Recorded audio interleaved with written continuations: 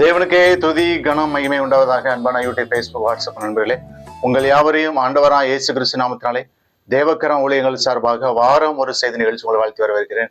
எல்லாரும் சந்தோஷமா இருக்கிறீங்களா? நீங்கள் எல்லாரும் சந்தோஷமா இருப்பீர்கள் என்று கர்த்தருக்குள் விசுவாசிக்கிறேன். இந்த நாளிலும் செய்திக்கு நேராக நான் எடுத்துக்கொண்ட தலைப்பு த லார்ட் இஸ் வித் யூ, உன்னோடு கூட இருக்கும் கர்த்தர் என்கிற தலைப்பிலே நாம் தியானம் செய்ய போகிறோம்.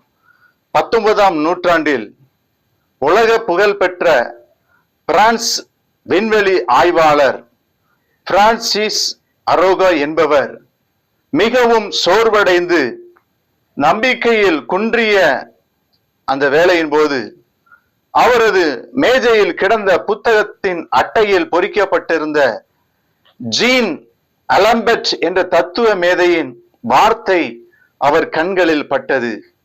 அதை கருத்துடன் படித்த போது அந்த வார்த்தை அவரது சோர்வை நீக்கி அவரை திடனடைய செய்தது. அவருக்கு நம்பிக்கை அளித்த அந்த வார்த்தை என்னவென்றால், go on sir, go on, the difficulties you meet you will solve themselves as you advance என்பதே அந்த வார்த்தை. ஜீன் அலம்பெட் என்ற மனிதனின் வார்த்தை சோர்வுற்ற மனிதனை திடப்படுத்துமானால், தேவாதி தேவனின் அருள் வார்த்தை நம்மை பலப்படுத்தி தேற்ற அது வல்லமையுள்ளது.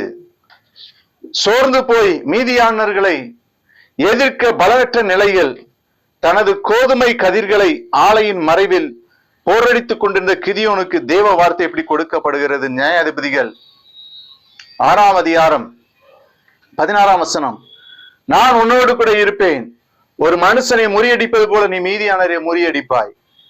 சிறுமைப்பட்ட இஸ்ரவேலரையும் குறிப்பாக சோர்வு, பயம், கலக்கம் ஆகியவற்றின் நடுவே நின்ற கிதியோனையும் திடப்படுத்த அவனுக்கு அருகாமையில் கிடந்த வந்த கர்த்தரை நியாயாதிபதிகள் 6ஆம் அதிகாரத்தில் பார்க்கிறோம். நான் கர்த்தர், நான் மாறாதவர் என்று இருக்கிற கர்த்தர் நமது வாழ்க்கை போராட்டங்களிலும் நம் நடுவில், நம் அருகில் இருக்கிறார். ஆகவே சோர்வடையாதீர்கள். முதலாவது பார்க்கும்போது நெருக்கத்தின் நடுவில் கர்த்தர். நியாயாதிபதிகள் 6:6 இப்படி மீதியானியரால் இஸ்ரவேல் மிகவும் சிறுமைப்பட்டார்கள் என்று சொல்லி பார்க்கிறோம். இஸ்ரவேலர் கர்த்தருக்கு விரோதமாக பாவம் செய்தபடியால் கர்த்தர் அவர்களை மீதியானியரின் கையில் 7 வருஷ காலம் ஒப்பு கொடுத்தார். மீதியானியர் அடிக்கடி அவர்களின் விளைச்சல்களை கெடுத்தனர், ஆடு மாடுகளை ஓட்டி சென்றனர். இஸ்ரவேலர் தங்கள் பிரயாசத்தின் பலனை அடையாமல் போனார்கள். பயமும் கலக்கமும் சமாதானமற்ற சூழ்நிலையும் அவர்களை சூழ்ந்து கொண்டது.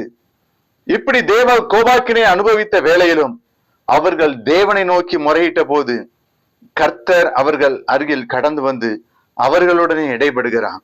கர்த்தருடைய தூதன் கிதியோனை சந்திக்க தேடி வந்து, ஒரு கர்வாலி மரத்தின் கீழ் கிதியோனுக்கு கர்த்தர் உன்னோடு கூட இருக்கிறார் என்று தேவ பிரசன்னத்தை வாக்களிக்கின்றான்.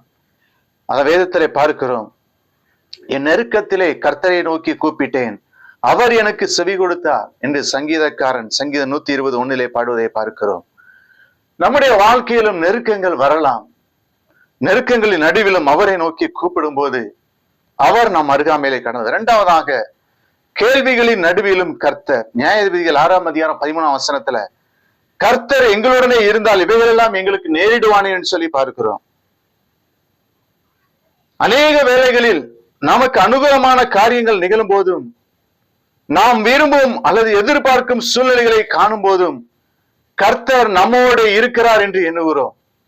பாடுகள், நெருக்கங்கள் சூழும் போது கர்த்தர் நம்மை கைவிட்டார், மறந்து போனார் என்று எண்ணுவதும் உண்டு. தேவ பிரசன்னத்தை சூழ்நிலையிலே கொண்டு கணிக்கின்றோம். அருள்நாதர் சிலுவையில் அறையப்பட்டதை கண்ட எம்மாவு சீசர்கள் தங்கள் நம்பிக்கையை முற்றிலும் இழந்தனர். சிலுவை பாடுகள் தாங்கள் நம்பிக்கையின் முடிவு என்று துக்கத்துடன் நடந்து சென்றனர். இயேசு அவர்களுடனே கூட நடந்து சென்று அவரது பிரசன்னத்தை அவர்களுடனே கூட நடந்து சென்றும் அவரது பிரசன்னத்தை அறியாதிருந்தனர். ஆனால் சிலுவை மகத்தான வெற்றியின் வாசல் என்பதை அவர்கள் உணரவில்லை.